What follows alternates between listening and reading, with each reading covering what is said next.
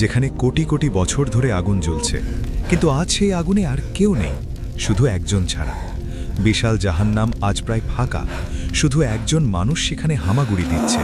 তার শরীরের কোনো চামড়া অবশিষ্ট নেই, মাংসগুলো খসে পড়ে হাড়গুলো কালো কয়লায় পরিণত হয়েছে। সে আর চিৎকার করতে পারছে না, তার কণ্ঠনালী পুড়ে ছাই হয়ে গেছে। সে জানে না কত হাজার, কত লক্ষ বা কত কত কোটি বছর সে এখানে আছে। তার চোখের সামনে ফেরেশতারা দলে দলে মানুষকে উদ্ধার করে নিয়ে গেছে, কিন্তু তাকে নেয়নি।